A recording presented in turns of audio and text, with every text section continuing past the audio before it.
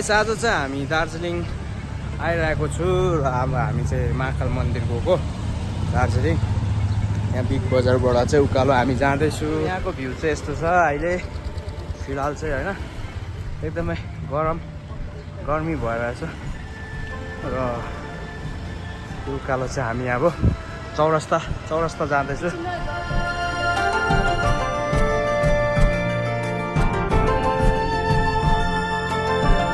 अब हामी चाहिँ यहाँ चौरस्ता उकालो जाँदैछु। यहाँबाट चाहिँ अब एकदमै मजा आउँछ। यहाँ उकालो टुरिस्टहरूको क्राउड एकदमै, टुरिस्टहरू बेसी आइरहेको छ। अहिलेको यो चाहिँ उकालो चौरस्ता उकालोको रोड एकदमै दामी बनाएको रहेछ होइन। म पनि बहुत साल भयो नआएको, सो आफ्टर लङ टाइम चाहिँ आज आएँ म दार्जिलिङ चौरस्ता जाँदैछु। सो यो चाहिँ अब हाम्रो बचपना चाहिँ यहीँ गुज्रेको। हामी स्कुल पढ्दा यही बाटोहरू हिँड्थ्यो पहिला होइन।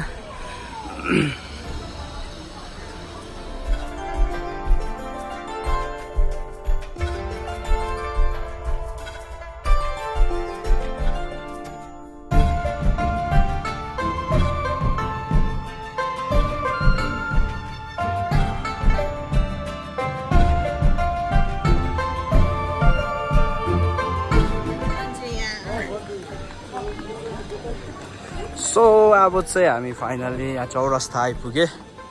चौरस्ताको नजारा चाहिँ एकदमै रमाइलो मजाको, हमेसा जहिले पनि यस्तै भइरहेको हुन्छ होइन।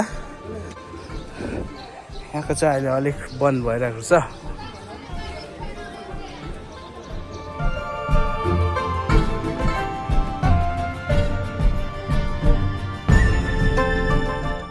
हेर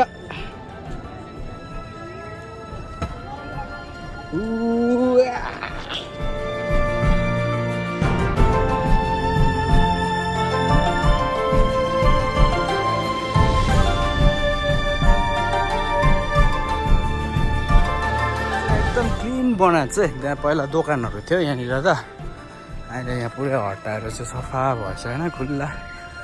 सो अहिले चाहिँ हामी चाहिँ मन्दिर गएको चाहिँ अलमोस्ट पुग्न आँटे।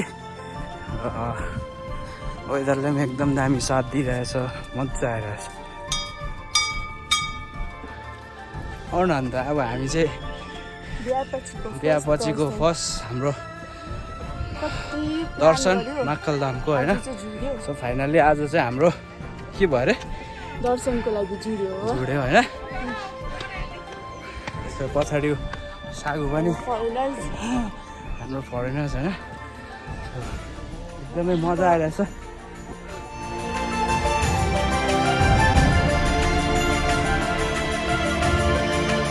यहाँ चाहिँ प्रसादहरू चाहिँ यहाँनिर किन्ने बनाएको रहेछ, चेन्ज भएको रहेछ। जाऊ किन त ल। अब चाहिँ हामी यहाँ प्रसाद किनेर धुपहरू किनेर चाहिँ माथि जाने।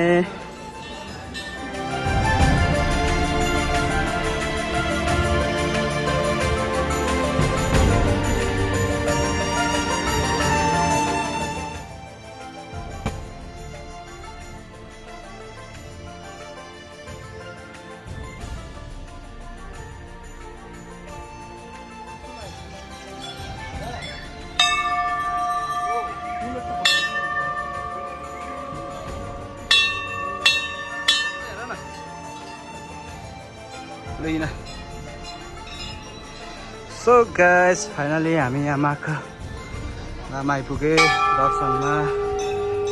अब पुरा मान्छेहरू छ दर्शनको लागि।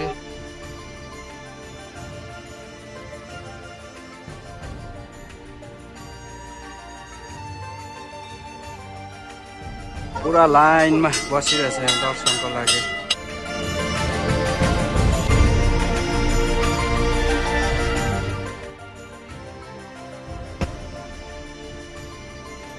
बस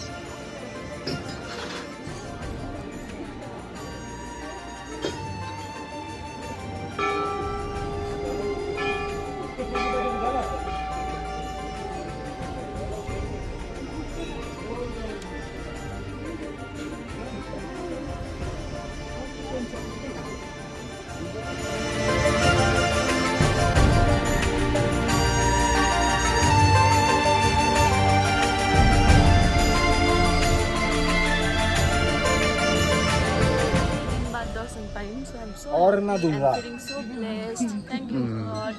सागु केही छैन हामी चाहिँ यहाँ आउने चाहिँ इच्छा पहिलादेखि थियो पुरै होइन 2-3 सालदेखि अगाडि थियो सो आज चाहिँ हाम्रो पनि यहाँ आउने इच्छा पुरा भयो so I am very blessed है सो अब चाहिँ हाम्रो पूजा सकेर पनि हामी फर्केको ओह्रालो सो गाइज अब हामी चाहिँ यहाँ सुन किन्नु आएर छु उपासनाको बिहाको लागि उपासनाको सुन आएर रेडी भयो देखाइदेऊ यता देखाइदेऊ खतरा आयो त उपासना